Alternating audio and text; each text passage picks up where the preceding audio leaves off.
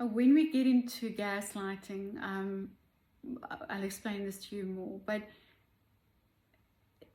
I think one of the pitfalls and one of the biggest mistakes I've made in my life, and remember, and I've heard this, and before I continue, sorry, I'm interrupting myself. I heard this from someone, and it's true to an extent. Partly true, partly not true. That most people in the healing professions, most psychologists, counselors, mental health professionals, even doctors, many people who want to heal other people come from woundedness themselves. They are wounded healers. But that wounding is also a treasure because it's made them very sensitive and empathetic and caring when they channel that energy into the path of good, into the path of servitude. So that's why we as therapists are urged by our counsel, by our own conscience, by our own ethics, to constantly be in the journey itself, to be authentic in the journey, to know that we are co-travelers. We are not perfect. We're not superior to other people. We're not above other people. We are there on the ground, and we need to serve from the ground in humility.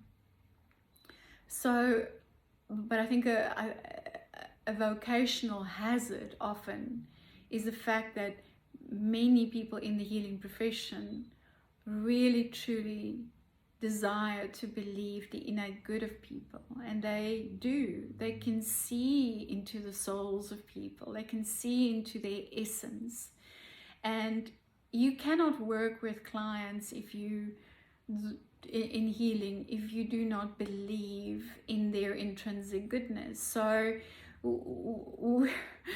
we have a blanket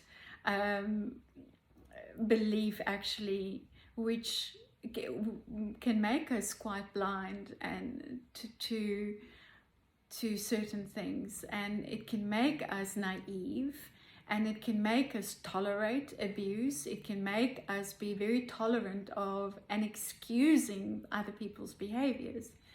And people who come from a traumatized past, especially women, are highly susceptible to be attracted to what Professor Sam Vaknin refers to a repetition compulsion, that they will repeat cycles with abusive or toxic people in toxic relationships until they can finally break the cycle. But because one does not operate often on the same level of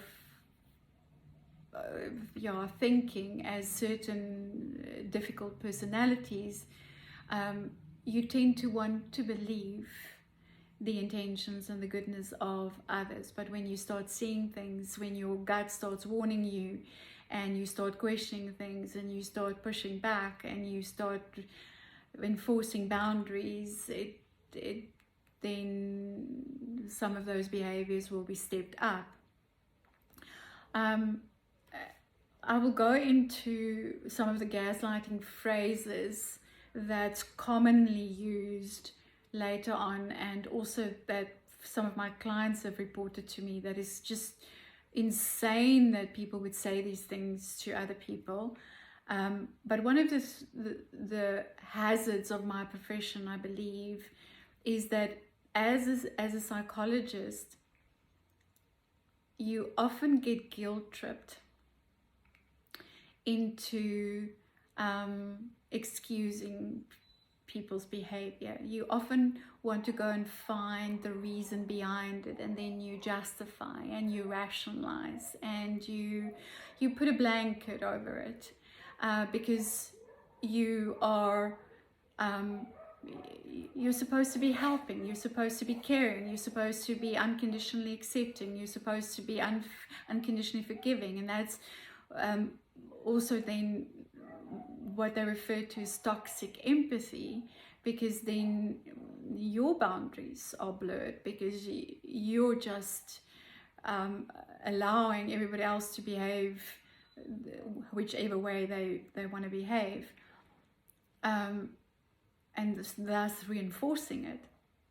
So what happened, and it was more than 10 years ago, I think it was 12 years ago, I was seeing a client, and she really struggled in her life, had severe childhood trauma, and she was coming to me very, very dedicated, and at that time I was still submitting to medical aids, and she couldn't afford the sessions, so I discounted the sessions and I charged her for less, which is one of the things I do.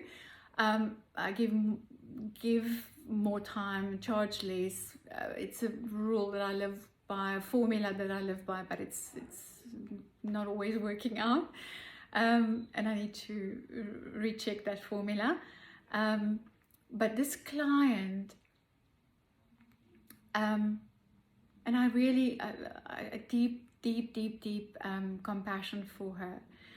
So she then started getting into the habit of missing her sessions or cancelling at the last minute. So when I was still consulting in Joburg, I sacrificed a lot of my time to accommodate people who had to travel in traffic. So I would start at 7, work until I needed to pick up my son from school, attend his extracurriculars with him, and then take him home, and then I had a nanny, and then I would start consulting again from 5 to 8 until one day he asked me, "Mommy, can you please stop working that late and on a Saturday? I need you too." And big mistake that I still regret in my life, but yes, I did stop that. But she was usually due for a 6 o'clock session, and unfortunately I started seeing this pattern that she was cancelling at the last minute. So there was probably some resistance creeping up in the therapy, and I was going to address it with her.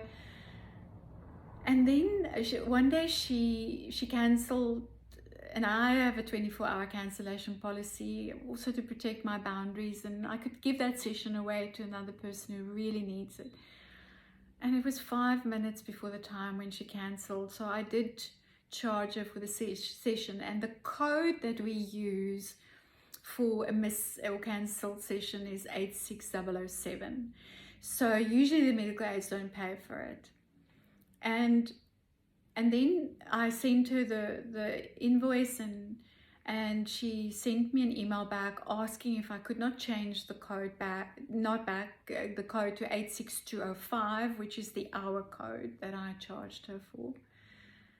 And I wrote her a long email saying, "Look, this is fraud, this is unethical, and I cannot do that. I really, I'm very sorry. I know you can't afford this, but you can break it up in 2 or 3 payments, but you are liable for it. You need to pay me out of pocket."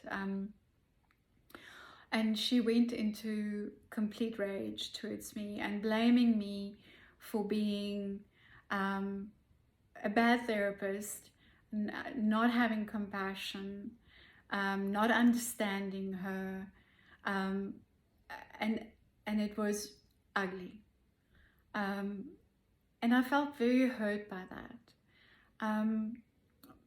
But that's when I started realizing, that's a tactic. Guilt tripping is a tactic. Gaslighting is a tactic to make people feel responsible, to make people feel they need to take responsibility, to garner sympathy, to make you tolerate bad behavior, to make you negotiate your own ethics and your own conscience. So, and one of the things that I've heard several times in my life, which is, it really hooked into that part of me that wants to believe that you're only a good person when you are serving people. And I've since reviewed that, but this is the exact words. You are a psychologist. You shouldn't get angry like that. And this was after the person was caught cheating. As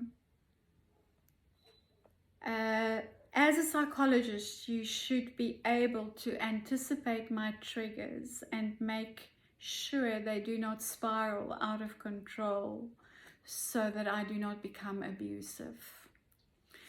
Now, I've since reviewed the idea that, and this is something that I needed to work on in therapy with my therapist recently, is that we should at all times sacrifice our boundaries, our truth, our sense of self, our autonomy, our sovereignty, our authority over our lives to serve others. Or you are only deserving of love when you are serving others. Or that you should sacrifice your safety, your peace. You should sacrifice your boundaries, sacrifice your choices in life because of someone else's suffering or their past traumas or their illnesses or their circumstances. Love does not mean that you should suffer and be at the mercy of and at the cost of your health, safety, and well-being. And that's a truth.